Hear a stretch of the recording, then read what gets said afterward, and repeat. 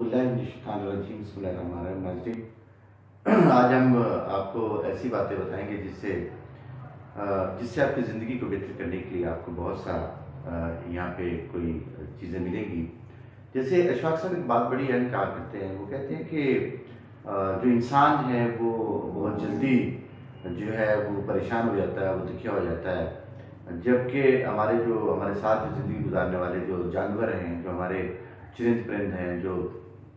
پانی کی مخلوق ہے, وہ اس طرح سے پریشان اور دکھ میں تکلیف اپنی نہیں محسوس کرتے جس طرح سے ہم محسوس کرتے ہیں.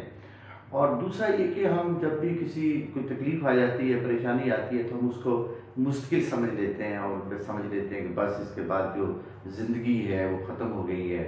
کیونکہ ہمارا جو مائنڈ ہے, جب ہم پریشانی میں, دکھ میں, تکلیف میں ہوتے ہیں, تو ہمارا مائنڈ جو ہے وہ کچھ نہ کچھ ہمیں نئے طریقے بتانا چاہتا ہے تاکہ ہم اس سچویشن سے باہر آ جائیں. لیکن انسان جو ہے وہ نکلنا نہیں چاہ رہا ہوتا بیسیکلی. وہ کہتا ہے کہ نہیں, یہ جو پریشانی دکھ آ گئی, بس یہ میری زندگی کا آخری حصہ ہے, اس کے بعد میں میری زندگی جو ہے اس طرح سے نہیں ہو سکے گی جیسے مجھے ہونی چاہیے زندگی, خوبصورت زندگی. تو وہ ایک مثال کے ذریعے ہمیں بتانے کی کوشش کرتے ہیں. وہ کہتے ہیں کہ ایک دفعہ میں گھر میں تھا, بارش ہوئی بہت زیادہ, تو میں بھی پی ٹی وی اور دوسرے جو میرے کام تھے وہ نہیں کر سکتا تھا میں, کیونکہ پریشانی تھی, بارش بہت زیادہ تھی اور سیلاب آئے ہوئے تھے پورے لاہور میں, گرد و نواح میں. اس زمانے کا لاہور تو اس قسم کا نہیں تھا جیسے آج خوبصورت لاہور ہے. تو کہتے ہیں کہ یہ بند روڈ بھی نہیں تھا, اور پانی جو ہے نا, یہ پتہ لگ رہا تھا کہ وہ لاہور کی طرف آ جائے گا. اور اس وقت جو وہ لاہور کے نشیبی علاقوں میں کہیں رہتے ہوں گے اشفاق صاحب, تو کہتے ہیں کہ ایک دن میں بڑا پریشان تھا, گھر میں بیٹھا ہوا ہوں, اور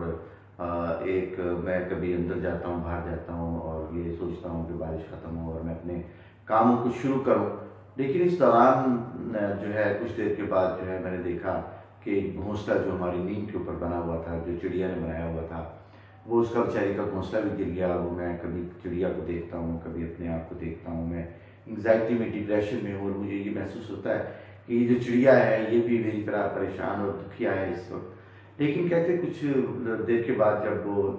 جب ایک دو دن کے بعد بارش رکی, تھم گئی بارش, تو پھر میں جب اپنے گھر سے نکلنے لگا تو میں نے دیکھا کہ وہ جو چڑیا تھی اس نے کوئی انگزائٹی, ڈپریشن, اسٹریس نہیں دیا, اور وہ جلدی سے جو ہے وہ اپنے تنکے چننے میں لگ گئی. اور اس نے وہ جہاں پہ وہ تنکے پہلے رکھے ہوئے تھے وہیں پہ سے دوبارہ وہ تنکے رکھنے شروع کر دیے. اور اس نے نہ کوئی رونا رویا, نہ مہنگائی کا رونا رویا, نہ اس نے کھانے کا رونا رویا,